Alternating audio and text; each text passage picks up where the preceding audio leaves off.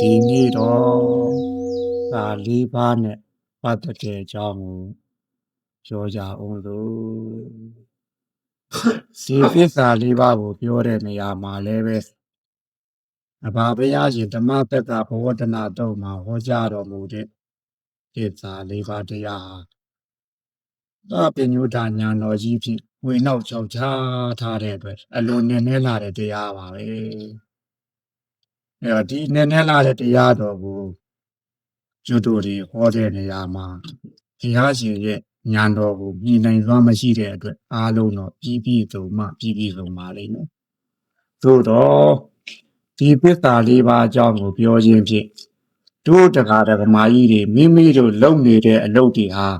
ငါတို့လုပ်နေတာတွေသစ္စာထိုက်နေတဲ့အလုပ်တွေလို့ဒီလိုသဘောပေါက်လို့ရှိရင်ဒီသစ္စာ၄ပါးရှင်းပြ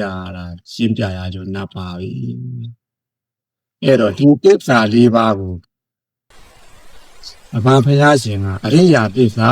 လို့ဆိုပါတယ်။ဘာဖြစ်လို့အရိယာသစ္စာတော့အရိယာတို့သာပြီးတိုက်တဲ့တရားမို့အရိယာသစ္စာဆိုပါတယ်။ဒီအရိယာသစ္စာကလည်းဘယ်ချိန်မှထူးထူး၍သိနိုင်မြင်နိုင်ပါသလဲဆိုတော့និရောဓထိုက်တဲ့အချိန်និရောဓသစ္စာဆိုတဲ့ယုံနာနှစ်ပါးတို့ရဲ့ဖြစ်ပြမသာအငြိမ့်တကြီးရောက်တဲ့အချိန်မှသိနိုင်မြင်နိုင်လို့အရိယာသစ္စာလို့ဆိုပါတယ်အဲ့တော့အရိယာသစ္စာဆိုလို့အရိယာဒီလက်ထဲမှာသာရှိတယ်တို့တရားဓမ္မတို့ရဲ့လက်ထဲမှာမရှိဘူးလို့ဒီလိုထင်မှာဆိုလို့ဒီသစ္စာ၄ပါးလည်းပဲမိမိတို့ကိုယ်ထဲမှာမိမိတို့လုပ်နေတဲ့အလုပ်တွေထဲမှာပင်လျင်ဒီသစ္စာထိုက်တဲ့အလုပ်တွေတို့လုပ်နေတယ်ဆိုတာသိအောင်ရှင်းပြရင်းဖြစ်တာပါပဲအဲ့တော့ဒီနေရာမှာသစ္စာ၄ပါးနေရာသစ္စာဆိုတဲ့စကားလေးရှင်းဥစွာပြောကြအောင်ဆိုမာလိလိုသစ္စာလို့ခေါ်တာနော်ဗမာလူကတော့အမှန်တရားကိုသစ္စာလို့ဆိုအမှန်တရားကိုသစ္စာအဲ့တော့မှန်ကန်ခြင်းဒီပင်ရင်သစ္စာအဲ့တော့ဒီမှန်ကန်ခြင်းဆိုတာလဲတူးတဲ့မှန်တဲ့အမှန်ကန်လားသို့မဟုတ်လူမျိုးတစ်မျိုးသို့မဟုတ်ပုဂ္ဂိုလ်တစ်မျိုးသို့မဟုတ်လို့ရှိရင်ဘာသာတစ်ခုဒီလိုမှန်တဲ့အမှန်မျိုးလားတခုတည်းကွက်မှန်တဲ့အမှန်မျိုးကိုသစ္စာလို့ခေါ်တာမဟုတ်ပါဘူးတတ္တဝါအားလုံးတတ္တလောကမှာရှိနေတဲ့တတ္တဝါအားလုံးလူမျိုးမရွေးပုဂ္ဂိုလ်မရွေးဘာသာမရွေးအကုန်လုံးနဲ့မှန်နေမှာသစ္စာပါအကုန်လုံးနဲ့မှန်မှာသစ္စာနော်ဒီဗုဒ္ဓဘာသာတွေနဲ့တော့မှန်တယ်တခြားဘာသာနဲ့လွဲသွားတယ်ဆိုရင်ဒါသစ္စာမဟုတ်သေးဘူးဟုတ်ပါမလားဗျလူမျိုးတွေနဲ့တော့မှန်တယ်ခွေးမျိုးတွေဝက်မျိုးတွေတရိစ္ဆာန်မျိုးတွေနတ်မျိုးတွေနဲ့မမှန်ဘူးဆိုရင်လည်းဟုတ်သေးဘူးဟုတ်ပါမလားဗျအဲ့တော့လူမျိုးမယူပုဂ္ဂိုလ်မယူဘာသာမယူအကုန်လုံးမှန်လို့အကုန်လုံးလက်ခံတိုက်တဲ့အရာဝတ္ထုကိုမှသစ္စာလို့ဆိုတယ်ဟုတ်ကလားဗျအဲ့တော့လောကီဥပမာတို့ပြောရလို့ရှိရင်တကယ်ငွေစစ်ဆိုတော့အခုလက်ရှိမှာရှိနေတဲ့ဒင်္ဂါတွေဟုတ်ကလားတကယ်ငွေသားထုနေတဲ့ဒီငွေသားတွေကြတော့တခြားတိုင်းပြည်ကိုတွားလို့ရင်ဟောလက်မခံဘူးလားလက်ခံပါလူမျိုးတိုင်းမှာဒီငွေဆိုလို့ရှိရင်ငွေစစ်ဟာလက်မခံဘူးလားနေရာတိုင်းမှာရွှေစစ်ဆိုရင်ဟောလက်ခံတယ်အဲ့တော့ဘာဖြစ်လို့ဒီကလက်ခံတော့အများကဒါငွေဟာတကယ်အစ်စ်မို့လက်ခံတာမဟုတ်လားမှန်ပါဘူးအဲ့တော့တို့တခါကြီးများခုဒီမှာသုံးနေတဲ့စက်ကူတွေဟောငွေဆိုပြီးသမုတ်မထားဘူးလားအဲ့တော့ဒီငွေကိုတခြားတိုင်းပြည်သွားသုံးလို့ရသလားမရပါဘူးတခြားလူမျိုးတွေကိုသွားသုံးတော့ရသလားမရပါဘူးအဲ့တော့လက်ရှိကမှရှိနေတဲ့တို့တခါကြီးများသမုတ်ထားတဲ့ငွေဟာတကယ်အစ်စ်လားအစ်စ်မဟုတ်တော့အမှားမဟုတ်တဲ့အတွက်အများလက်ခံတယ်နော်အများလက်မခံတဲ့အတွက်ဒါငွေတုပဲဟုတ်ကလားငွေတုကြတော့အများလက်ခံတယ်မဟုတ်လားသစ္စာမှာလည်းအများကကိုလက်ခံတဲ့ဟာမျိုးမှသစ္စာမှန်ကန်ခြင်းလေတူးနဲ့တော့တဲ့သွားတယ်တူးနဲ့တော့လွဲသွားတယ်ဒီလိုမရှိရဘူးဟုတ်ကလားတမျိုးနဲ့တော့တဲ့နေတယ်တမျိုးနဲ့တော့လွဲသွားတယ်ရှိစရာဘူးဟုတ်ကလားဒီမျိုးမရွေပုဂ္ဂိုလ်မရွေဘာသာမရွေအကုန်လုံးနဲ့ကိုတဲ့နေရမယ်မှန်းနေရမယ်လွဲသွားတယ်ဆိုတာမရှိကြဘူးဒါသစ္စာဟုတ်လားဗျာအဲ့ဒီသစ္စာမှာလေးချေအဲ့တော့ဟောတဲ့နေရာမှာဒုက္ခသစ္စာဒါပြီးမှသမုဒယသစ္စာនិရောဓသစ္စာ မေဃအတ္တာလို့လေးချက်ဒုက္ခအတ္တာကဒုက္ခဖြစ်ခြင်းကြောင့်တဲ့ဒုက္ခဖြစ်ခြင်းလည်းပဲဒါအမှန်တရားပဲဒုက္ခလည်းအမှန်ရှိတဲ့တရားဟုတ်ကလားဗျသမုဒိယပဲလူချင်းတမ်းမမှုတဏှာလည်းအမှန်ရှိတဲ့တရားပဲဒီဒုက္ခနဲ့သမုဒိယလေဆင်းရဲတာနဲ့သမုဒိယလူချင်းနာရှိနေတယ်လို့ပဲဒီနှစ်ခုချုပ်ငင်းခြင်းနဲ့တကယ်လို့ရင်ချုပ်ငင်းတတ်တဲ့တရားတော့និရောဓလည်းအမှန်တရားပဲဟုတ်ကလားဒီချုပ်ငင်းဖို့ရလည်းပဲဒီတတိဥဆောင်နဲ့မက်ကင်နဲ့ပွားများမှရတဲ့အတွက်ဒီမက်သူ့ကိုလည်းပဲမက်ကတည်တာလည်းအမှန်ချုပ်ငင်းဖို့ရတော့ပွားများနိုင်တဲ့တရားဟုတ်ကလားဒါမှမဟုတ်တစ္ဆာလေးကျဲလို့ခေါ်တယ်ဟုတ်ကလားဗျဟောတဲ့နေရာမှာဒုက္ခကသာဟောတာဒုက္ခပြီးမှသမုဒိယនិရောဓမက်ကဘာဖြစ်လို့ဒီလိုဟောလို့ဘုရားရှင်ဒေသနာအစဉ်အားဖြင့်ဒီလိုပဲမြင်လို့ဒီလိုပဲဟောတယ်ဟုတ်လားအဲ့တော့လူတပုံဝကိုရလာတဲ့နေရာမှာပြန်ကြည့်ပါဘယ်နေရာကသိနိုင်လို့ဆိုပဋိသန္ဓေရလာတဲ့ကာလမှာသိနေတာဟင်ပဋိသန္ဓေဒုက္ခခံရဘူးလားဒါသိပြီးဒုက္ခဒါပြီးအိုတဲ့ဒုက္ခကောနာတဲ့ဒုက္ခကောဟင်ဒီဒုက္ခတွေမခံရဘူးလားဒုက္ခအရင်မြင်တာသမုဒိယကိုအရင်ဘဝစကရေကသူ့အရင်မြင်တယ်ဒုက္ခအရင်မြင်နေတာသမုဒိယကိုမြင်နိုင်မှာမလားသမုဒိယကဟူဘက်ဘဝကလာတယ်ဟုတ်ကလားဟူဘက်ဘဝကလူဘဝကိုလိုချင်တဲ့တဏှာကြောင့်ဒီဘက်ဘဝမှာလူဘဝလာရတဲ့ဒုက္ခခံရတာအဲ့တော့သမုဒိယကမမြင်နိုင်တဲ့အတွက်မြင်နိုင်တဲ့ဒုက္ခကိုအရင်ထားပြီးဟောတယ်ဟုတ်ကလားအဲ့တော့ဒုက္ခတွေးနေပြီးဆင်းရဲလိုက်တာခုတို့လူဘဝရောက်လာတော့လူဒုက္ခတွေခံရဘူးလားအမျိုးမျိုးဖုံဖုံလေးခံရဘူးလားခံရမှာဒီဒုက္ခဘာကြောင့်ဖြစ်တယ်လဲသူ့ရဲ့ဖြစ်ချင်းရဲ့အကြောင်းတရားဖြစ်တဲ့အကြောင်းကံကိုလိုက်ပြီးတော့ဒီအကျိုးတရားပေါ်လာရင်အကျိုးတရားပေါ်ကြည့်အကြောင်းကံလိုက်ကြည့်တဲ့ကာလကျမှတို့လူချင်းလို့ပဲဆိုတဲ့သမုဒိယသွားမြင်လိမ့်မယ်ဒေသနာတဲ့နော်ဘာကြောင့်ဒီဒုက္ခဖြစ်တော့မေးတယ်မှာဒီအကျိုးတရားဒီဒုက္ခရဲ့ရဟနာအကျိုးတရားဘာကြောင့်ပေါ်လာလဲလို့မေးမှာဒီဘက်ကတို့လူချင်းလို့ဆိုတဲ့အကြောင်းကံကိုသွားတွေ့လိမ့်မယ်မိဖို့တွေ့လျှောက်လေဟုတ်ပြီဒီလူချင်းလို့ဒီဒုက္ခဖြစ်တော့ဒီလူချင်းနာကခြုံငင်းအောင်လုပ်ရင်မခြုံငင်းနိုင်ဘူးလားလို့တန်တိယသင်သားမှာခြုံငင်းအောင်လုပ်ရင်ခြုံငင်းနိုင်တာလေသူဒီဧည့်သည်ပဲမဟုတ်လားတန္တရာသာတော့ကသူပါခဲ့သလားပါခဲ့ဘူးနော်နောက်မှမဟုတ်လားအပြင်အာယတနာအတွင်းအာယတနာဆိုတဲ့အတွင်းပြင်တိုက်ခန့်တဲ့အာယုနဲ့သဘာဝယုနဲ့တိုက်ခတ်တဲ့ခါလာကြမှာအမှန်ကိုမှန်နာမသိတဲ့အဝိဇ္ဇာသိကြောင့်ဒါပေါ်လာတာမဟုတ်လားဟုတ်ကလားအဲ့တော့သူဒီခုနကဧည့်သည်ဖြစ်လို့ရှိရင်ဧည့်သည်နှင်လို့မရဘူးလားရပါတယ်ခြုံငိမ့်နိုင်တာအမှန်ပဲအဲကြမှာတတိယခွင်းဆက်ကိုသွားတာတင်နဲ့ဘာကြောင့်ဒုက္ခဖြစ်တော့လူချင်းလို့ခွင်းဆက်တစ်ခုမလားဘာအဲ့တော့ဒီလူချင်းတဲ့ဟာကိုခြုံငိမ့်အောင်မလုပ်နိုင်ဘူးလုပ်နိုင်တယ်ဟုတ်ကလားလုပ်နိုင်တာဟုတ်နေပြီဘယ်လိုလုပ်ရမလဲဒီတတိနဲ့မက်ခင်နဲ့ပွားမှလုပ်မှာမက်ကတိဒေသနာသင်မှာဒီလိုသွားတာတင်နဲ့ဒုက္ခသမုဒယនិရောဓမက်ကဟုတ်ကလားဗျာသစ္စာလေးချက်ကိုဒေသနာသင်အားဖြင့်ဘုရားရှင်ဒီလိုဟောပါတယ်တို့တော့တို့တခါကြီးများခုဖြစ်နေတဲ့ကာလရဲ့နေရာကနေပြန်ပြီးကြည့်ကြတဲ့ကာလကြတော့သမုဒယဒုက္ခဟုတ်ကလားလူချင်းမှသိရတာမဟုတ်လားပိဿုပံကနေပြန်ကြည့်ပါလူချင်းတော့လူချင်းမှုတရားသားရှိရင်ဒီကဒုက္ခဟောတရားသားလူချင်းတဲ့သမုဒယအကြောင်းကဒုက္ခအကျိုးတရားပေါ်လာဟုတ်ကလားအဲ့တော့ဒီဒုက္ခချုပ်ငြိမ်းမှုကဘာလို့အောင်မလို့မေခါပွားရမယ်အဲ့ဒီကမှនិရောဓဆိုင်မယ်တကယ်ဒီမှာရှင်းလိုက်တဲ့ကာလကျတော့သမုဒယအကြောင်းဒုက္ခဖြစ်တဲ့ဒီဒုက္ခကိုချုပ်ငြိမ်းမှုကတော့ပွားများရမယ်မေခပွားများမှនិရောဓဒီလိုစင်မနော်ဟုတ်ကလားမြင်မလားဗျာအဘဘုရားရှင်ဟောတဲ့ဒီတနကမအစဉ်ကိုခုနကပြောခဲ့ပြီအခုသင်တဲ့နေရာဒီတိုင်းစင်ပဲဟုတ်လားအဲ့တော့သမုဒယလူချင်းတတ်တဲ့ဘောလေးသမုဒယဒီလူချင်းတတ်တဲ့သဘောလေးဒီလူချင်းတတ်တဲ့သဘောလေးဒီတို့လူတွေမှရှိတာလားတတိသာနီမှာဟောရှိပါအပယ်လေးပုံသားတွေဟောနတ်ဘုံမြမဘုံမှာဟောရှိပါဒါတွေကတယောက်ထည့်တဲ့တာများအတွက်မဟုတ်ဒီလူချင်းတတ်တဲ့ဟာတွေကအများနဲ့ပိုင်ဆိုင်နေတာဒါအမှန်တရားပဲမဟုတ်လားလူချင်းတတ်တဲ့သဘောလေးဒါအမှန်တရားပဲနော်လူတိုင်းနိုင်တယ်ဘူးလားတဲ့ပါဘာသာမရွေးပါမှာပဲနော်ဒီလူချင်းတတ်တဲ့သဘောလေးအဲ့တော့ဒီလူချင်းတတ်တဲ့သဘောလေးဝင်လာတာနဲ့တပြိုင်နက်တည်းလောဘောအထာနာသာနာတိလောဘောဓမ္မနာသာနာတိယထာသာယတိသံသိတံတရားတဟေတိသောနရောလူချင်းတတ်တဲ့သဘောလေးဝင်လာရင်အကျိုးကိုလည်းသူမသိတော့ဘူးဒီလူချင်းတတ်တဲ့သဘောလေးရလာရင်အကျိုးလည်းသူမသိတော့ဘူး လိုချင်တဲ့သဘောလေးဒါမိမိတို့သိတဲ့ဖြစ်ပေါ်လိုက်အကြောင်းကိုလည်းသူမသိတော့ဘူး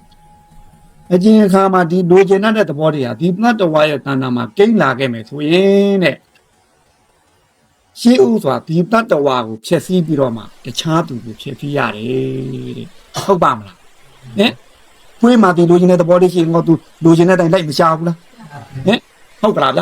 လိုက်ရှာတဲ့ကာလကြမှာမိမိကိုရှေးဥစွာတခါတည်းမနောကံလေးမှဒီလိုချင်တဲ့တိတ်ပြစ်ထန်လာနေမယ်ပြင်းထန်လာတဲ့ကာလကြမှာမနောကံကနေအာကြီးမှဆရာကာယကံဝတိကံသွားတာမလားကာယကံဆရာကာယကံဝတိကံသွားပြီးတဲ့ကာလကြမှာသူတစ်ပါးသွားပြီးတော့ဒီလောဘနဲ့ချွဲရမှာမဟုတ်လားဟင်သူတစ်ပါးသွားပြီးဒီလောဘနဲ့လက်ရပတ်ရမှာမဟုတ်လားဟင်အဲ့တော့ရှေးဥစွာကသူ့ကိုဖျက်ဆီးတယ်မိမိကိုဖျက်ဆီးတယ်ဒီလူချင်းစိတ်အားချင်းနေလို့ချင်းဒါကိုလုံးလို့ချင်းရင်အကျိုးရှိမရှိဒါကိုခုလို့ပြောလိုက်လို့ချင်းကောင်းမကောင်းသူသိနိုင်ပါအောင်လားသိနိုင်တော့ဘူးလောဘသိရှိလိုက်မျက်စိပြားလာပြီဟုတ်ကလားအဲ့တော့လူချင်းတတ်တဲ့သဘောလေးဒီကိုယ့်ကိုရှေးဥစွာဖျက်ဆီးတတ်တယ်ဒါတို့တခါကြီးမှမြတခါတော်မကြီးများတယ်လားတတ်တော်အားလုံးဒီတိုင်းပဲမဟုတ်လားဟင်ပုဂ္ဂိုလ်မရွေးဘာသာမရွေးဒီတိုင်းပဲထင်တယ်ဟင်လူမျိုးမရွေးဒီတိုင်းပဲမဟုတ်လားအေးဒါမှမဟုတ်ဒီလောဘဆိုတဲ့လူချင်းတတ်တဲ့သဘောလေးဟာလေတတ်တော်ရဲ့နာနာမှာသွားကတခါတဲ့လူချင်းတာနဲ့တပြိုင်နက်တည်းအကြောင်းအကျိုးအကောင်းဆုံးကိုမသိတော့ဘူးလူချင်းစိတ်ပြင်းထန်လေးတွေဆုံးဖြတ်ချက်မှားပြီးအဲ့ဒီနေရာမှာလုံမိလို့ရလုံလေးဖြစ်တဲ့အတွက်တတ္တဝါအားလုံးနဲ့သက်ဆိုင်တဲ့အမှန်တရားဟင်ဟုတ်ပါမလားဗျာဟုတ်တယ်နော်လူချင်းတတ်တဲ့သဘောလေးအဲ့ဒါတွေသမှုတွေကအဲ့တော့ဒီသမှုတွေကထိုက်တဲ့တဏှာဆိုတာဘယ်လိုဟာမျိုးတို့မိမိဥပမာနဲ့ပြည်စည်းလေးတခုမြင်ရာကဖြစ်ပြီးကြားရာကဖြစ်ပြီးနာရာကဖြစ်ပြီးသားရာကဖြစ်ပြီးတွေ့ရာကဖြစ်ပြီးတွေ့လာတယ်ခိုးပါတော့တွေ့လာတဲ့ကာလကိုမလိုချင်ဘူးလားဗျာလိုချင်တယ်တွေ့လာတဲ့နေရာကလိုချင်ပြီလိုချင်လို့ရှိရင်မကြိုးစားဘူးလားဗျာခိုးသားတယ်ကြိုးစားတော့မရဘူးလားဟောလိုချင်တော့ကြိုးစားတယ်ကြိုးစားတော့ရတယ်ဆိုတော့ဟောလိုချင်လို့ကြိုးစားလိုက်တော့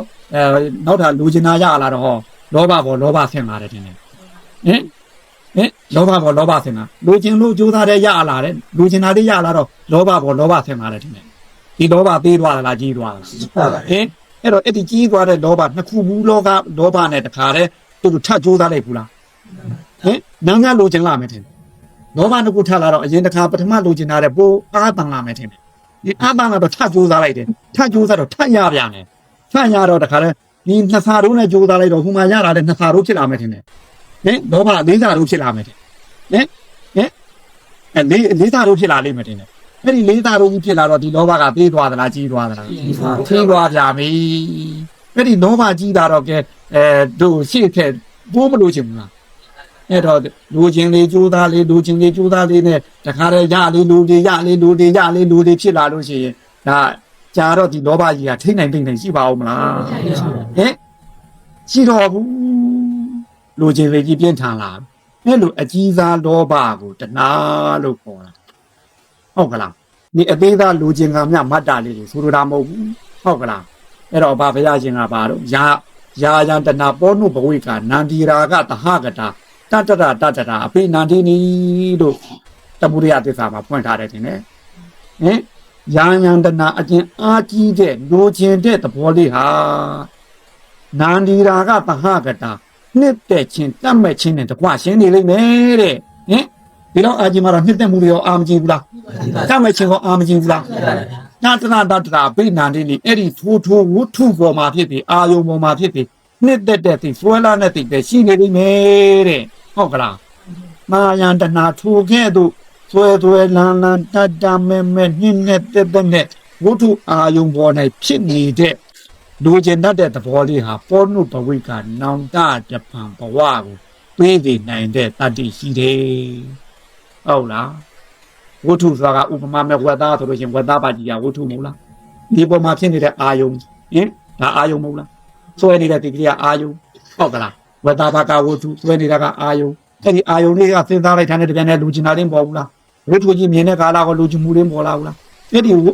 ဝတ္ထုလို့ခေါ်တဲ့ဒီမြင်တဲ့ကာလကြားတဲ့ကာလနာတဲ့ကာလသားတဲ့ကာလတွေ့တဲ့ကာလမှာဖြစ်ပြီးအဲ့ဒီပေါ်ကိုတွေးပြီးခံစားတဲ့အာယုံပေါ်မှာဖြစ်ပြီးနှစ်သက်ချင်းတတ်မဲ့ချင်းကိုပြင်းပြင်းပြဖြစ်နေတဲ့ဟာမျိုးကအဲ့ဒါကြီးပါတယ်ဟင်ဒီတဏှာနောင်တတပံဘဝကိုပြီးမဲ့ဟာလို့ဆိုလိုတယ်သဘောပေါက်လားအဲ့ဒါဟာတမှုရရနော် ဟုတ်ကလားဒါခင်မင်းတွေ့တာမှုမို့လားအဲ့တော့ဒီပုံမှာလိုချင်မှုတရားသားရှိရင်တစ်ဖက်ကဒီဟာကိုရှာဖို့ရဒုက္ခဟောတရားသားလာမှာပဲဒါပြစ္ဆုတ်ပါနေကျွတ်တို့ကရှင်းရမှာနော်အဲ့တော့ဒီနေရာမှာတို့တရားဓမ္မကြီးများမြင်လာတဲ့နေရာကပြောရမယ်ဝက်တစ်ဖက်ကနေဝက်စာခင်းရအောင်ဒီနည်းများဟင်ဝက်သားလေးများမစားဘူးလားဟင်ပထမသားကသားတော့ငါဒီဝက်သားဘောကိုဝက်သားတို့သိသလားဟင်သိသလားဗျာသိပါဘူးဗျာဒီဝက်သားရဲ့ရတာတတိလေးကိုသိသလားသိဘူးကိုကလည်းခုနကလိုငယ်ခါသားရှိသေးတာကိုငယ်ငယ်နဲ့လေးပဲထောက်ကလေးသွားရခါသားထမင်းလေးမှဝါရခါသားရှိသေးတယ်အဲ့ဒီမှာတို့မိခင်ကြီးများဖခင်ကြီးများကပညာသင်ပုံကြီးအရင်သင်နေတယ်ထင်တယ်ဟင်အဲ့ဒီမှာပညာသင်ပုံကြီးမသင်ဘူးလားဟင်ငါသားဒါကဝက်သားလေးဟဲ့သားဟဲ့အီဟဲ့မပြောဘူးလားဟင်အဲ့ဒီမှာပြောတဲ့ကာလကြမှာတနေ့လုံးသူကခုနကတို့ဝက်သားတဲ့အီတဲ့နဲ့လာတော့မယ်မှတ်တော့မယ်မှတ်ဘူးလားမှတ်မယ်အဲ့ဒီမှာအမေကပြောတယ်ကောင်းတယ်ဝက်သားအီတဲ့ဟင်တိတ်ကောင်းတာပဲဝက်သားနဲ့အဲ့ဒီမှာအမေကပညာသင်ပုံကြီးဘင်းမှာအဲ့ဒီပညာသင်ပုံကြီးကကျက်ရတာဗျာသားတည်တယ်ဩဝက်သားကဤတာကဒါခေါ်တာကိုဟုတ်ကလားဟင်အရာသာကောင်းတယ်ဆိုတာဒါကိုပြောတာကိုနဲ့သူအဲ့ဒီမှာသားရင်းနဲ့သူခံစားရင်းနဲ့အဲ့ဒီမှာမှတ်ပြီးတင်တယ်မှတ်သားဘူးလားအဲ့ဒီမှာကြိုက်လို့ရှိရင်တစ်ဖက်ပြီးတစ်ဖက်တစ်ခါသင်္ခါရအောင်ပြုတ်ပြင်းဘူးလားပြုတ်ပြင်းပြီးမှတခါတည်းအမေပေးတာလေးစားပြီးတော့သူ့တပွဲပြီးမှဝက်သားသိကောင်းတယ်အမေပြောတဲ့အတိုင်းအဲ့ဒီမှာကောင်းတယ်ဆိုတဲ့ပညာတွေသူသုံးလိုက်ပြီဟင်ဟုတ်ကလားဤတယ်ဆိုတာဒါလို့ဆိုတော့ရတာတတိလေးပေါ့ဤတယ်ဆိုတဲ့အမေပညာတိုင်းလိုက်ပြီဝက်သားဆိုတဲ့အမေပညာတိုင်းလိုက်ပြီအဲ့ဒီမှာဝက်သားဆိုတဲ့အမေပြောတဲ့အတိုင်းတစ်ခါကြည့်တယ်ဟိုမှာအရင်ကအခောက်ကလေးကတစ်မျိုးအသားလေးကတစ်မျိုးဟုတ်ကလားအစီလေးကတစ်မျိုးဩဝက်သားဆိုတာဒါလေးမျိုးသူမှတ်ထားပြီတင်တယ်အဲ့တော့ပထမတစ်ချိန်နဲ့သူမှတ်မိပါမလားဟင်အဲ့ဒီချိန်မှာသူနှစ်ကာရှိပါအောင်မလားရှိပါဘူးဟင်တွေ့ရင်တော့သားမယ်မတွေ့မစားဘူးဒါတော့ပဲရှိသေးတယ်တခါဒုတိယတစ်ချိန်အမေကတခါဒီပုံကြီးထပ်တင်ဦးမယ်ထင်တယ်ဟင်ထပ်တင်မြန်တော့တခါအဲ့ဒီမှာတခါကြက်ရပြန်မင်းထင်တယ်ဟင်ဝက်သားဟင်ဤတယ်ကောင်းတယ်ဟုတ်ကလားကြက်ပြန်ပြီးဩဝက်သားရဲ့အဖင်ကိုလည်းသူကြည့်မယ်အရာသားကိုလည်းသူမှတ်ထားမယ်ဟင်အဲ့တော့ဒုတိယတစ်ခါကျရင်တော့ပထမတစ်ခါတည်းအလိုမှတ်မိသွားပြီထင်တယ်ဟင်ဤတယ်ဆိုတာနဲ့အရာသားလေးနဲ့သူတွဲလိမ့်မယ်ဤတယ်ဆိုတဲ့ပညာလေးနဲ့ရတာတတိနဲ့တွဲဘူးလားဟင်ဝက်သားဆိုတဲ့ပညာကလေးနဲ့ခုနအခောက်လေးအစီလေးအသားလေးနဲ့ဒါနဲ့သူတွဲကြည့်လိမ့်မယ်ဟုတ်ကလားဩကောင်းတယ်ဆိုတာဒီလိုကိုဆိုပြီးဒီရတာရဲ့အာယုံလေးပေါ်တဲ့သူတစ်ခါတည်းမှားလိမ့်မယ်ထင်တယ်ဒုတိယတစ်ချိန်ကျတော့မှတ်မိပြီထင်တယ်ဟင်အဲ့ဒါဆိုရင်တော့သူတော်လေးကိုဟုတ်လာပြီထင်တယ်ဟင်တတိယတစ်ချိန်သတုထတစ်ချိန်ပြစမတစ်ချိန်အဲ့လိုမိဘကကြွေးပါများလာတော့နောက်တော့မိဘကဝက်သားွက်ကလေးနဲ့တင်ထားလို့ရှိရင်ကလေးကမနိုင်တဲ့နိုင်လေးပဲထောက်ပြီးလဲညှို့ထိုးတော့မယ်ထင်တယ်နော်ဟင်အမေပေးဆောင်မအောင်မလားပေးသွားသလားကြီးလာသလားကြီးလာပြီထင်တယ်ဟင်အမေပေးဆောင်အောင်မလားဟုတ်အဲ့ဒီကြလဲညှို့ထိုးတော့မှာပဲဟင်အမေကခပ်ပြီးစားပြီးအဲ့ဒီကြသူကတင်မုန်းကြီးကလည်းကြီးလာပြီမို့လားဟင်ပညာတင်မုန်းကြီးကလည်းကြီးလာပြီအဲ့ဒီကြအမေပေးမဆောင်တော့ဘူးသူအဲ့ဒီကြစိတ်ချလဲချကြီးသားတော့တာပဲဟင်မှတ်ပါအောင်မလားမှတ်တော့ဘူးစိတ်ချလဲချကြီးသားပြီးအဲ့ဒီနေရာမှာဟင်တတိလည်းလို့နဲ့လေစားဘူးလားဗျအိတ်သုံးဖောင်းမအမေပြောတဲ့အတိုင်းကိုမေရှက်ရင်းနဲ့သားပြီးစားလာပြီးအဲ့လိုနဲ့လှုပ်ထော်တာပဲလှုပ်ပြီးအဲ့လိုစားရကနေဟောနောက်တော့ဒီလိုမြင်လာပါများလားကြားလာပါများလားနောက်တော့အမေဆယ်ပေးတောင်စောက်မအောင်မလားကိုယ်တိုင်ထိုးပေါ်ထဲတော့မယ်ဟင်ဟုတ်မှမလားဗျအားကြီးလာပြီထင်တယ်ဟင်နောက်ကလေးတကားပြောတတ်တဲ့အရင်ပြင်ခုနပြောလို့ပြောတာဆိုရတဲ့ရွယ်ကြရင်ဝက်သားချက်ပါခဏတော့ခိုင်းတော့မယ်ထင်တယ်ဟင်တိုးသွားလားဆုတ်သွားလားဟင်တိုးလာပြီထင်တယ်နော်အကျေရင်းများကိုလူလားများလို့ကာလာသားဘဝရောက်လို့ကိုစီးပွားလေးနဲ့ကိုငွေလေးကိုကိုင်ပြီးစီးပွားရှာတဲ့ကာလာကြတော့အမေဝယ်တောင်တောက်မအောင်လားဟင်ကိုကိုယ်တော်ကြောင့်ထိုးတဲ့နေရာဝယ်တော့မယ်ထင်တယ်ဟင်တိုးသွားလားဆုတ်သွားလားတိုးလာပြီနောက်တော့မမြင်ရမနေနိုင်မစားရမနေနိုင်ဝက်သားလေးပါမှာဝက်သားလေးမပါဟာတာဖြစ်လာတော့တာပဲဟင်နန္ဒီရာကတဟကတာနှစ်သက်ချင်းတတ်မှတ်ခြင်းနဲ့တပါဖြစ်နေပြီထင်တယ်ဟင်အဲ့ဒီဝက်သားဆိုတဲ့ဝုထုပေါ်မှာဖြစ်သေးဝက်သားရဲ့အာယုံလေးပေါ်မှာဖြစ်သေးနှစ်သက်စွဲလန်းတဲ့ဟာတွေလည်းရှိမနေပြီဘူးလားရှိနေပြီဗျာအဲ့ဒါတွေကနောင်တတပံဘဝကိုပြီးမဲ့မျိုးစေ့အဲ့မှာဝက်ဆိုတဲ့ပညာနဲ့ဒီမှာဝက်တီကြီးလည်းပေါ်နေပြီ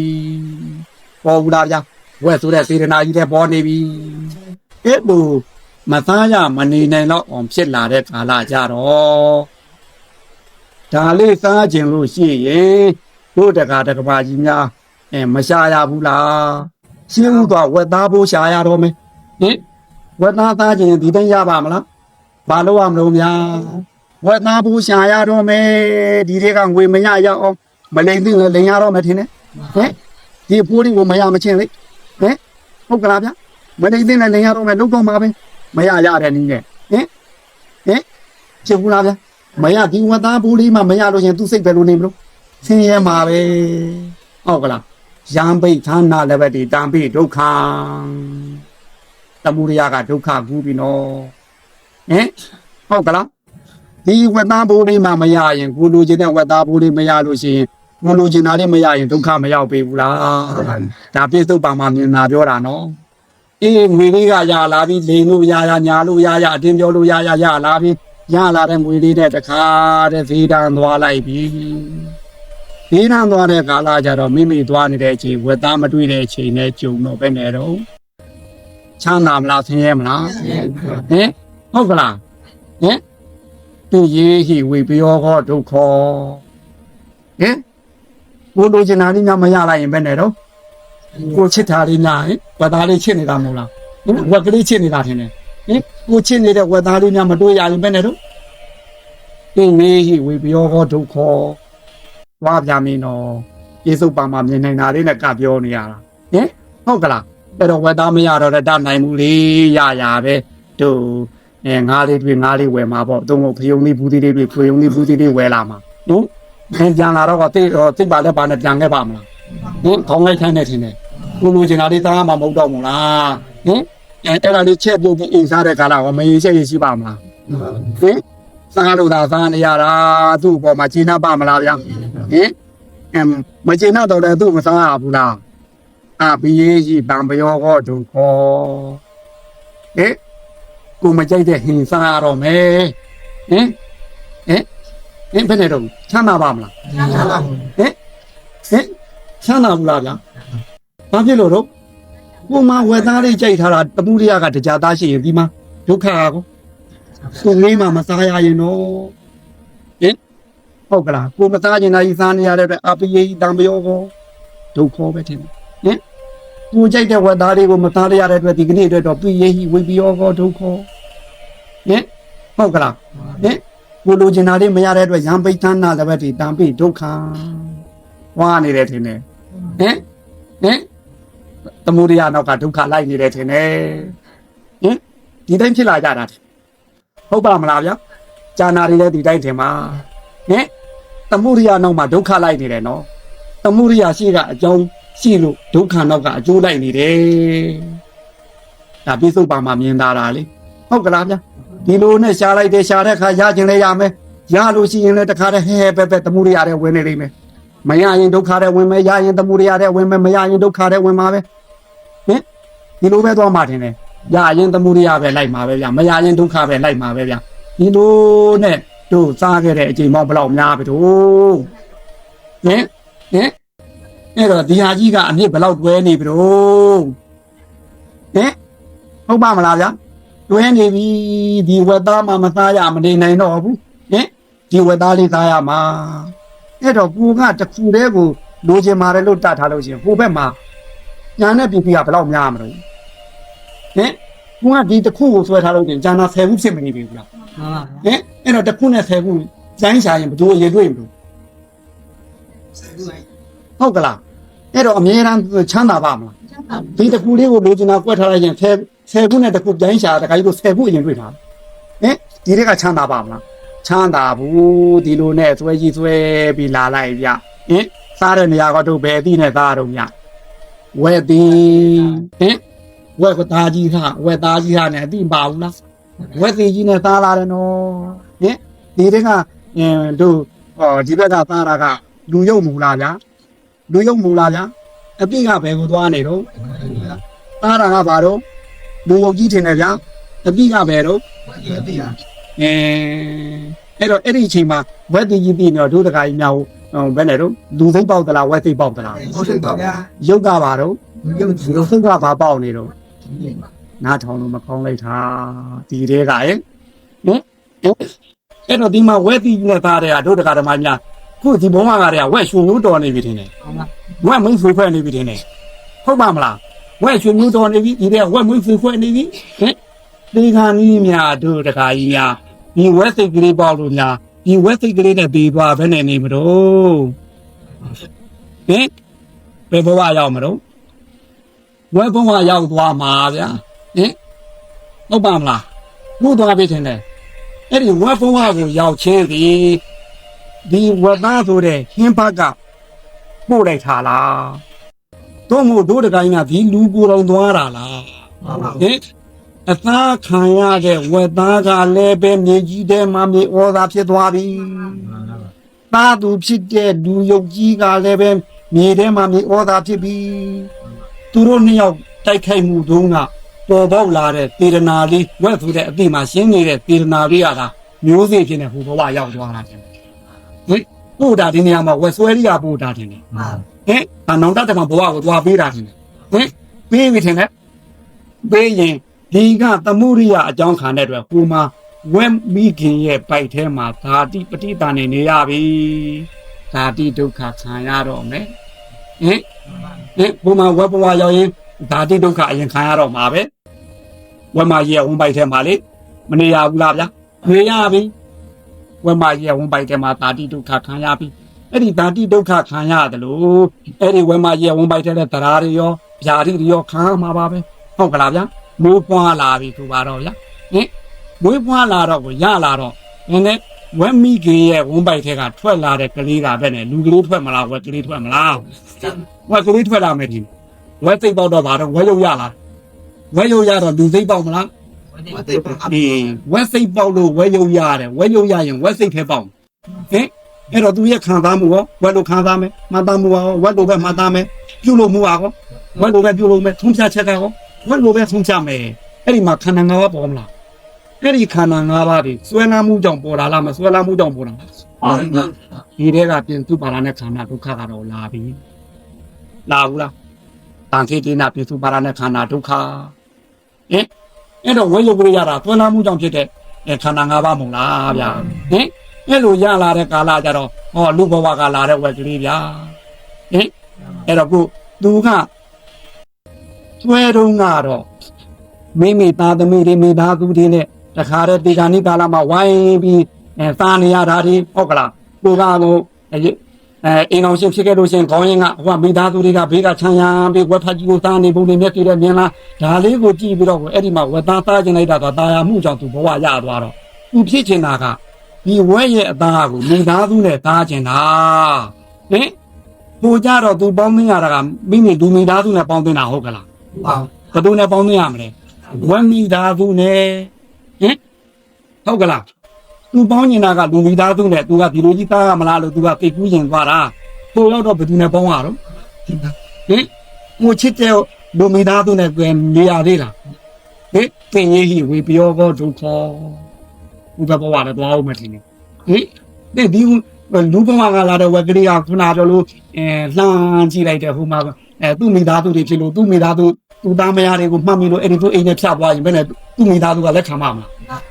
ဟင်သူတို့ဖေသူတို့အမေသူတို့ယောက်ျားတို့သိအောင်မလားသိပါဘူးခွေးနဲ့တောင်ရှူတိုက်လိုက်ဦး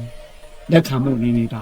ဟင်ဟုတ်ကလားကိုကတော့ငါသားအိမ်ငါသမီးအိမ်လို့အတီလေးချီလို့သွားလိုက်လို့ရှိရင်လေလက်ခံမှာမလားဗျဟင်ဒီတဲ့ကပြည့်ရင်ဝင်ပြောကောနော်ဟုတ်ကလားဝက်မိသားစုနဲ့ပေါင်းနေရတဲ့ကိုကခုနကဝက်မိသားစုနဲ့ပေါင်းနေရတဲ့ဒီမှာလေအပိယေတံပြောကောနော်ဟုတ်ကလားကိုကသားကျင်တာကဘူမိသားစုနဲ့တိုင်းတိုင်းဝိုင်းဝိုင်းနဲ့ဝက်သားသားကျင်တာသူကဝက်မိသားစုနဲ့ဘာသားနေရလဲဟင်ဟုတ်ကလားသူဝက်သားသားရတာမာရီသားနေရဘူးဟင်ယံပိဌာနာလည်းပဲဒီတံပိဒုက္ခံဝါလေဥမနာဟင်ကိုသားကျင်တာကလူမိသားစုနဲ့ဝက်သားလေးကိုသားနေရတာကဝက်မိသားစုနဲ့ဝက်သားယံပိဌာနာလည်းပဲဒီတံပိဒုက္ခံဝါဘူးလားဗျာဟင်ဟုတ်ကလားဗျာနာရင်ပြီးမလားဒုက္ခနောက်ကလိုက်အောင်မယ်နော်ဒီနေရာမှာဝက်လဲအောင်မယ်ဟုတ်ကလားဟင်ဟုတ်ကလားဒါခါနဲ့ဝက်ပိုင်ရှင်ကအဲ့ဒီမှာကျွေးနေတာဝက်တလောင်းကြီးတောင်တောင်ခောက်ပြီးကျွေးဘူးလားဗျာဟင်ဝက်ထိုးသမားကကျွေးနေတဲ့ကလားဒုတကဓမ္မညာချစ်လို့ကျွေးတာလားဟင်တို့ဒီဝက်ကလေးကတော့သူဒီပိုင်ရှင်ကိုဘယ်လောက်ထိသူကအားကိုလဲဒါအဖေဒါအမေတို့ကဒါသူတို့ရဲ့ကိုယ်ကိုရအားကိုရဆိုပြီးကိုကတော့ဝက်ကလေးကတော့ပျော်ပျော်ပါပါနဲ့စားနေတာပဲဟင် ဝက်ထိုးသမားကတော့တခါတည်းသေးသေးကြီးတစ်ခဲခဲနဲ့ဝါသူမိမလားဟာကျွေးလိုက်လို့ရှိရင်တည်င်းကြလို့ဆိုပိတ်တာချင်းဘလောက်လာဘူးလားတင်းကြံတွင်းနဲ့သူဘလောက်နဲ့သူမှားနေပြီချင်းနဲ့ဒီကတော့စိတ်ချလိုက်တိုင်းနေရကြီးပေးသားနေတာဘုံကဝက်ထော်မှုကပဲနဲ့တော့ချစ်လို့ကျွေးနေတာလားဟုတ်ကလားအချိန်တော့အောင်ကျွေးနေတာတင်တယ်ဒီလေးကကို့ပြန်ပြီးအကြံခံရပြီနော်ကိုကဝက်သားစားကြလိုက်တာသူမနောခံနဲ့ကြံနေလို့ပို့လည်းပြန်ကြံနေပြီကြည်နေတာကိုလဲနေပြီဟုတ်ပါမလားလဲဘူးလားလဲပါတယ်ခံရတော့မယ်နော်ဟုတ်ကလားဒီကနေသူအချိန်တန်ရွယ်ရောက်လို့ဝက်ထိုးသမားကသူ့သိတိုင်းညာဖြစ်တဲ့နေရာကြမတတ်ဘူးလားဗျာကိုကတော့တင်းနေတော့မဝက်သားကြီးရဲ့နဲ့တတ်ခဲ့ဘူးလားဝက်ဆိုတဲ့အမကြီးနဲ့ကြိုက်တဲ့နေရာလဲဝက်ကြီးရဲ့နဲ့သွားကြီးနဲ့မကြိုက်ဘူးလားမတတ်ဘူးလားကိုကိုလည်းတတ်တော့မယ်တာမကိုခံရတော့မယ်ထင်တယ်ဒါလည်းဒုက္ခတွေမဟုတ်လားဟုတ်ပါမလားဗျာဒါလည်းဒုက္ခတွေပဲမဟုတ်လားခံရတော့မယ်နော်ဝက်ကလေးတစ်ဖက်စားမရတာကြိုက်မရတာတဏှာနောက်ကအမှုရိယသစ္စာနောက်ကဒုက္ခသစ္စာမပါဘူးလားခံရတော့မယ်ကိုခုနကဘယ်လိုဝက်ထိုးသမားကဖြတ်တောက်ပြီးတခါတည်းငါသက်သားဖိသားလုံးပြီးတော့တခါတည်းဖိုင်မော်တင်ထားတော့ဟောကိုတော့ငါဟဲပဲနဲ့သွားပြီးတော့တပိသားချင်းလိုက်သားမှငါသက်သားချင်းလိုက်သားမှပြောတယ်လို့ကိုကြတော့ဟောနားလိမ့်မယ်ထင်တယ်ခံရပြီထင်တယ်ပုံကနေမင်းရေးချက်ရေးနဲ့တခါတည်းသားတယ်လို့ကိုကြတော့ဟောဝိပါကဟောဒီရတဲ့သွားအောင်မနော်ဒုက္ခတွေအမှုရိယနောက်ကဒုက္ခဒီဝတ်သားလေးကိုလိုချင်တဲ့သမှုရိယတဏှာကတရားဖို့ရှိရင်တို့ဒုက္ခကတော့ဟုတ်ပါမလားမှတ်မိဗလားဘုဝက်တစ်ဖက်ကပဲရောက်သွားပြီဝက်ဘဝရောက်သွားပြီဝက်ဇက်ခင်းလိုက်ပြီဟုတ်ပါမလားဗျာအဲ့တော့တို့ဒီတိုင်းမှာပဲသားလေးတယောက်ပေါ်ကိုချစ်တဲ့တဏှာတရားသားရှိရင်ဒုက္ခကတော့ပြစ္ဆုတ်ပါမှာကောတန္တရာမှာကောသားလေးနဲ့ဆွဲသိရင်လေသမီးလေးတယောက်ပေါ်မှာချစ်တဲ့တဏှာကတရားသားရှိခဲ့ရင်ဒုက္ခကကောပြစ္ဆုတ်ပါမှာကောတန္တရာမှာကောဇန်တဲ့ပစ္စည်းတွေမှာကောဒီတိုင်းပဲသမှုရိယနဲ့ဒုက္ခဟာဥဒန်းပေတာဒါအရိယာတွေထဲမှာရှိတာလားဒုက္ခဓမ္မတွေထဲမှာရှိတာလားဒါသစ္စာထိုက်နေတဲ့ထင်တယ်ကိုလုံးနေတဲ့သစ္စာပဲကိုသစ္စာမှမသိလို့ရှိတာတော့ရှိတယ်ဟုတ်ပါမလားဗျာအရိယာများသာသိတိုင်းလို့ဒါအရိယာသစ္စာပြောနေရတာဟုတ်ကလားဒီသမှုရိယနဲ့ဒုက္ခတို့ပုထုဇဉ်တဲ့နေမှာဖောဖောတည်ပြီးသုံးနေတယ်ရေလဲနဲ့သုံးနေတယ်ထဲလဲနဲ့သုံးနေတယ်ဉာဏ်ရာကကောကြားရာကကောဗျာနာညာကကောဗျာနာရာကကောဗျာဝိရာကကောဗျာတဲ့ရှိပေါ်မှာကောဗျာတဲ့မဲရီပေါ်မှာကောဗျာဟောဒီဘက်ကတရားဖို့ချင်းဟောဒီဘက်ကတရားဖို့ခံရမှာပဲဒုက္ခကတော့မင်းကြီးကလေးတစ်လုံးချင်းရင်ကောခံရတဲ့ဒုက္ခကတော့ထိလေးကလေးဒီဘက်ကချင်းရင်ကောခံရတဲ့ဒုက္ခကတော့ဝက်သားမှမထင်နဲ့နော်သမှုရိယနဲ့ဒုက္ခကဥဒန်းပယ်တာထင်တယ်ဒီတိုင်းသွားနေတာထင်တယ်ဘယ်နဲ့တော့သန္တရာလျှောက်နာဒီတိုင်းထင်တယ်ဟုတ်ပါမလားဗျာဥဒန်းပယ်တာနဲ့မဟုတ်လားဗျာအဲ့တော့ဒီသမှုရိယဆိုတဲ့လိုချင်မှုလေးကိုတို့တခါကြီးများမကြိုက်ဘူးလားအဲ့တော့ဒီသမှုရိယဆိုတဲ့တိတာကြတော့တို့ဒေါဘပစုချမ်းကြီးနဲ့ထုတ်ဟုတ်ကလားဟိုဒုက္ခဖြစ်တော့ခံနေသလားမခံနိုင်ဘူးဆိုဒေါသထင်တယ်အဲ့တော့ဒုက္ခသစ္စာကိုတော့ဒေါသပူချမ်းကြီးနဲ့ထုတ်ထုတ်ဘူးလားဗျာခုနကဆွဲလန်းခြင်းဆိုတဲ့ဥပါဒံကတော့သဘောကြီးထင်တယ်သဘောကြီးနဲ့ရှုံထမ်းဆွဲလန်းမှုထင်တယ်ဆွဲလန်းမှုကသဘောကြီးထင်တယ်တို့ဆွဲလန်းမှုနဲ့ထမ်းထားတာထင်တယ်ဟုတ်ကလားသမှုရိယသစ္စာကနောက်ကခုနကဘယ်လိုအချင်းတစ်ထည်ရှိတယ်ဆိုပါတော့လောဘပူချမ်းကြီးနဲ့ထုတ်ထားလိုက်တာဒီဘက်ကဒုက္ခသစ္စာကလည်းရှိကအချင်းတစ်ထည်ပဲထင်တယ်ကြောပါမလားကြောဘူးနော်သူကတော့ဒေါသပူချမ်းကြီးနဲ့ထိုးပြီးသွားလိုက်ကြတာတို့တကားတကမတွေဟိုလေးရွာကိုရောက်ပြီထင်တယ်လေးရွာမှာကဒီအထိုးကြီးနှစ်ထုံထမ်းပြီးသွားလိုက်ကြတာအာကိုရများရလို့ရညာအဲ့ဒီမှာလေးရွာမှာသွားပြီးအာကိုရှာတယ်ရခဲ့သလားဒါနဲ့အဲ့ဒီကပြန်လာတယ်လေးရွာကတော့ပြင်းသားတွေမှုမရတာရှင်နဲ့တို့6ရွာသွားရင်တော့တို့ကတော့ပုံငယ်ပွဲသားတွေဟုတ်ကလားအဲ့ဒီနေရာများသွားလို့ရှင်တို့ဒီပွားလေးများဖြစ်လို့ဖြစ်ညာရိတ်ခါလေးများရလို့ရညာဆို6ရွာတော့တို့ဒီပသူဒီသဘိုးကြီးထားပြီးတော့ဒီရိတ်ခါတို့ကြီးနဲ့ထုံးတော့သွားဘူးလား6ရွာသွားတော့အာကူရခဲ့သလားရခဲ့သလား6ရွာကတော့ရွာပြီးတူရွာဝင်လာခဲ့မယ်ထင်တယ် အဲ့ဒီကုံငယ်ပွဲသားဒါတော့ကုံငယ်ပွဲသားတွေမျိုးဖြစ်ပါလိမ့်မယ်ကုံငယ်ပွဲသားဆိုတာတော့ခုနကပြောသူတို့ကတော့ဘယ်ဝင်ညာအတွက်သူတော့ဟုတ်ကလားဒီဝါကြီးကအဲ့လိုဖြစ်တော့သူတို့စီမှာလည်းထင်မပြေတော့အားကိုးရမရတော့ဒီထုံကြီးထားပြီးထုံကြီးနဲ့ရှိုးပြီးအပေါ်မှာရှိတဲ့တို့ဟင်ဟိုဗမာနဲ့တဲ့ဆိုတဲ့ရွာနဲ့တဲ့မရှိဘူးလားသူတို့ကတော့တထေးတွေဟုတ်ကလားသူတို့ကတော့လူကုန်နာရောက်ွက်ထင်တယ်ဟင်ထေးတွေလေဟုတ်ကလားအေးလူကုန်နာရောက်ွက်တော့ဒီထုံကြီးနဲ့မသွားကြဘူးလားဟင်အဲ့ဒီသွားတော့ဘာများအားကိုးရရခဲ့ဟင်ဒီတိုင်းမဲ့ထင်တယ်ဒီတိခါကြီးနှစ်ပါးကတော့ပါနေမဲ့ထင်တယ်ပုထုတင်နေမြေမှာဖောဖောတီတီတုံနေတယ်ရေလဲနေလဲတုံနေထဲလဲနေလဲတုံနေဘုံလဲနေလဲတုံနေတယ်ဟင်ဒီလိုနဲ့ပတ်ချတဲ့လာလိုက်ကြတာဟင်ဘယ်နှခေါက်ရှိပြီတော့ဟင်ဟို6ရွာတော့ဟုံနိုးနိုးဟင်ဒီခုနကတရွာတဲ့ဖြစ်တော့ဒီရွာကြီးမှလည်းမလာဘူးလားဒီရွာကြီးမှာကဘယ်နှခေါက်ရှိပြီလို့ဟင်ဒီမှာကအာကိုလာခဲ့ဗလားဟင်ဒါနဲ့လေးရွာဖင်းလာရောက်တော့တကားမရှိဒါမရှိအဲ့ဒါသူ့ရှိကိုပေကိုတီပြီးနေဖင်းလာကတော့ချင်းချင်းကျင်လာတဲ့ဆိုပြီးလေးရွာကတကားကြီးတို့တွားတာကခေါက်ပေါင်းဘယ်လောက်ရှိပြီလို့ဟင်ဒီလောက်တွားထားလိုက်ကြတာနှစ်ပေါင်းနဲ့များပြီလာပေါင်းနဲ့များပြီဒီတသိုးတို့ချင်းနဲ့ထုံနေမောသေးဘူးလားဟုတ်ပါမလားဟင်မောသေးဘူးလားဟင်အေးဟုတ်တက်လုံကောင်းနေမောသေးဘူးရာဟင်ဟုတ်ကလားရှင်းဆက်တဲ့ရှောင်းမှာဒီမှာတတ်တီကောင်းလေတို့တကားကြီးလားဟင်ဟုတ်ကလားတတ်တီကောင်းလေအတုံးတတ်တီကောင်းတာတွေပဲဟင်ဟုတ်ကလားဗျဟင်တတ်တီကောင်းတယ်ထင်တယ်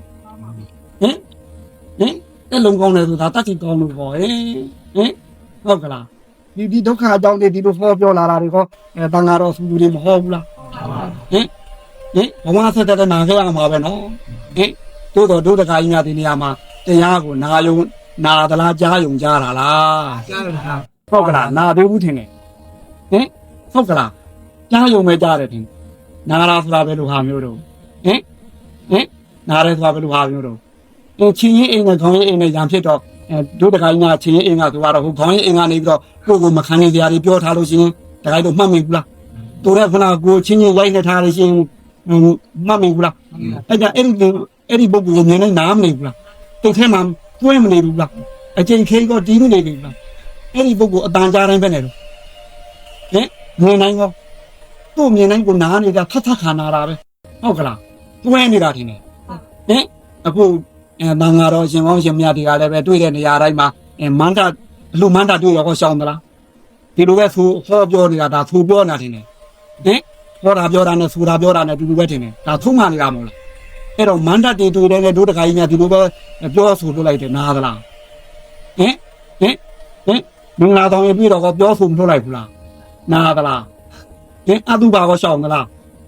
ဘုရားเจ้าကနေပြီးတော့ရှောင်းသလားဥပုပ်တွေပြီးတော့ဒီလိုအပြောဆိုခံရအောင်ဘယ်လောက်ကြာလို့နာသေးဘူးလားနာသေးဘူးထင်တယ်နာသေးဘူးထင်ဒီလောက်ပြောတာလည်းနာသေးဘူး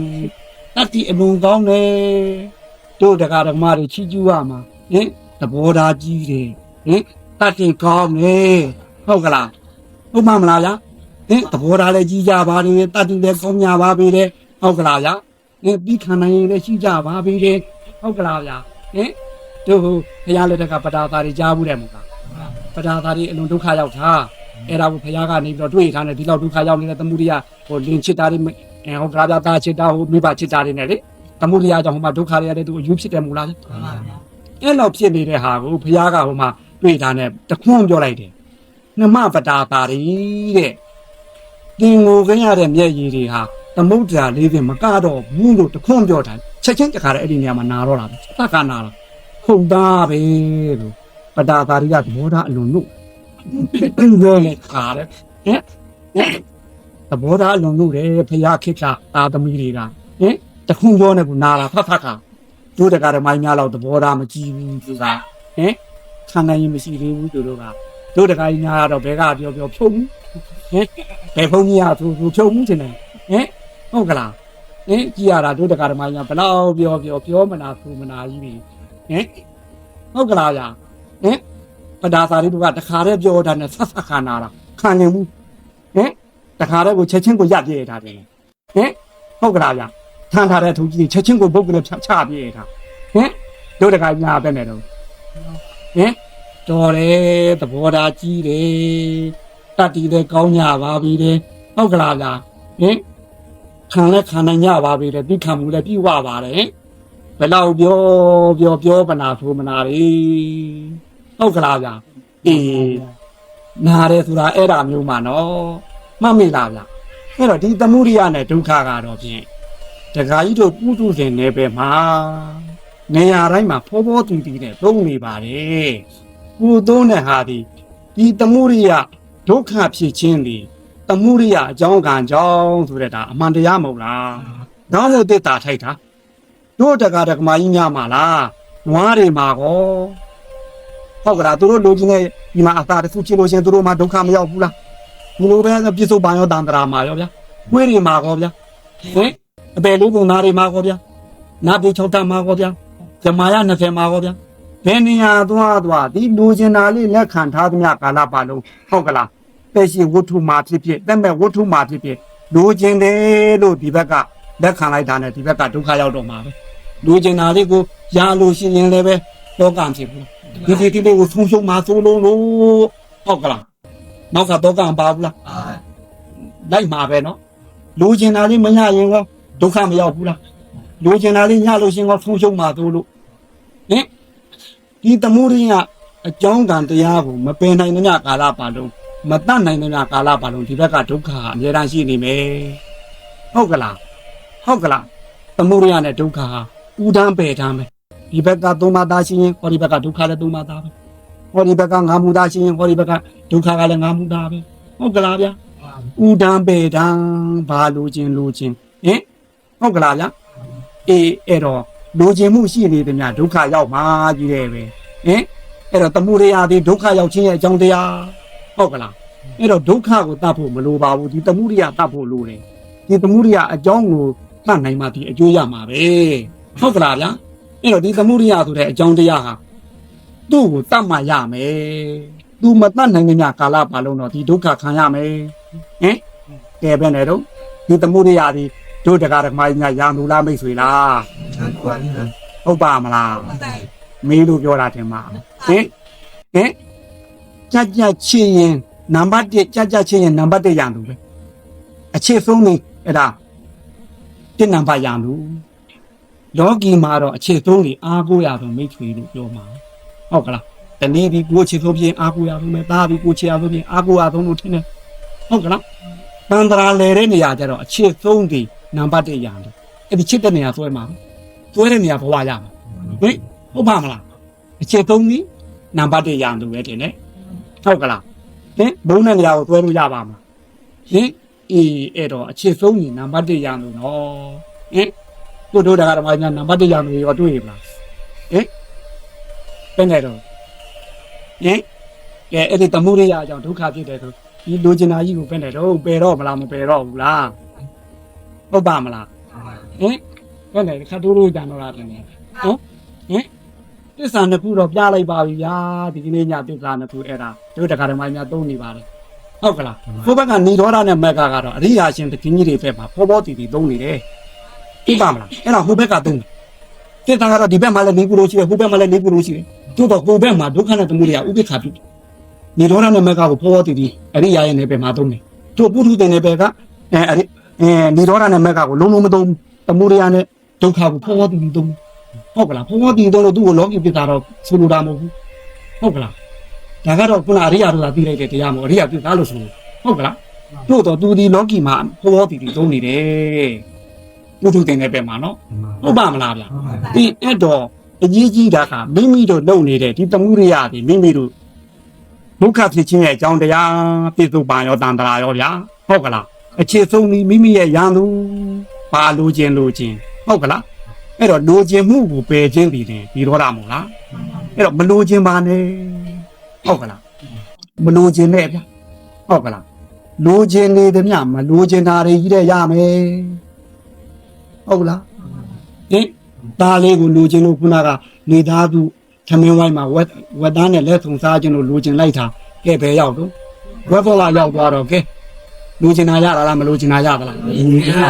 င်မိသားစုပိုင်းကြီးနဲ့ဝက်သားသားရသလားဝက်မိသားစုကြီးနဲ့ဝက်သားသားရသလားအေးလူချင်နေသူများမလူချင်တာတွေတည်းရမှာနော်ဟုတ်ကလားမလူချင်နဲ့လူချင်နေသူများမလူချင်တာတွေကြီးတည်းရမှာမလူချင်ပါမှလူချင်တာရမယ်မမေလားမလူချင်ပါမှလူချင်တာရမယ်နော်ဟင်ဘာမှမလူချင်တဲ့နေ့လူလေသေးမရှိအောင်ပြီးစုံတဲ့နေ့မမေလားဖယားရှင်တဲ့အရိယတခင်ကြီးများဘာလိုချင်နော်ဘာမှမလိုချင်တော့လောကီကိစ္စကသူ့မှာဘယ်တော့ညာလောကုတ္တကိစ္စတွေကသူ့မှာလူတူတန်းလူတွေလောကီမှာလည်းဗျာဘယ်တော့ဘုံတကူကြီးလို့ဟင်ညာပြည်သိလောကီပြည်သိလို့ဘယ်တော့ညာတော့လိုချင်လို့ရလားမလိုချင်လို့ရတာလားပြီးဗျာပြီးတယ်အကုန်လုံးကိုလူလူလေးစီပြီးကုန်နေတယ်လောကုတ္တရာမှာကတဏှာကြီးကိုဝင်ပြီးပြီးတိုင်တပ်ပြီးသားဖြစ်တဲ့အတွက်နိဗ္ဗာန်ထိအောင်ဟောသူလိုချင်တဲ့နိဗ္ဗာန်ကြီးကိုမရဘူးလားလိုချင်တဲ့နိဗ္ဗာန်ကြီးဟောလောကုတ္တရာပဲလည်းရတယ်လောကီဘက်မှာလည်းလူတွေလေးမရှိပြည့်စုံတယ်လောကုတ္တရာဘက်မှာဟောလူတွေလေးမရှိပြည့်စုံတယ်ဟုတ်ကလားအဲ့တော့ဘာမှမလိုချင်တဲ့နေ့လူတွေလေးမရှိအောင်ပြည့်စုံတဲ့နေ့အဲ့ဒါသမုဒိယပြည့်၍နိဗ္ဗာန်ကိုသွားတယ်လားမမေ့ပလားဗျာအေးဒီနေ့တော့သစ္စာနှစ်ပါးလောက်နဲ့ရကြအောင်လို့ဒီနေ့အဖာဖျားဟောကြားတော်မူသောဓမ္မသက္ကပဝတ္တနာသုတ်လားသစ္စာ၄ပါးရဲ့တယုတ်မှဒုက္ခနဲ့သမုဒယတို့ရဲ့ဝင်းဆက်ဖြစ်ပုံတို့ကိုပြစ္ဆုတ်ပံတန္တရာနှင့်တကွရှင်းလင်းပြရသောသမုဒယသစ္စာတရားဒုက္ခသစ္စာတရားကိုနာကြားရသောတတ္တမသဝနာကုသကပေရနာကြောင့်ဤနေ့ဤရဲ့ဤချင်းဤခါမှသာ၍မိမိတို့ရဲ့ပူစိတ်နှစ်ပါး၌အငဲ့တွေကားလျက်ရှိသောလောဘတဏှာလောဘတဏှာ၏နှွားမှုထုတ်ချယ်မှုကြောင့်ခံစားရတဲ့ဒုက္ခဒီလောဘနဲ့ဒုက္ခကိုပိုင်ပိုင်ခြားခြားရန်သူကိုရန်သူလိုမြင်ပြီးတကားလားရန်သူကိုရန်သူလိုဆက်ဆံပြီးညာသောကိလေသာမှပါ၍၎င်းပါသောကိလေသာတို့သည်နည်း၍၎င်းနည်းသောကိလေသာတို့သည်တဲ၍၎င်းတဆင့်နဲ့တဆင့်မြင့်တဲ့မြင့်အောင်ကျင့်ဆောင်ကြိုးစားဝါများနိုင်ကြပြီးတကားလားဘုရားပြည့်စုံကဗုဒ္ဓယဟန္တာတို့သာသာယာဖြစ်သောနိဗ္ဗာန်သို့ရောက်ရာရောက်ကြောင်းဖြစ်သောဘောဓိ၅မျိုးတို့တွင်မိမိနှစ်သက်သောဘောဓိစုဖြင့်နိဗ္ဗာန်သို့ဝင်စားနိုင်ကြပါသည်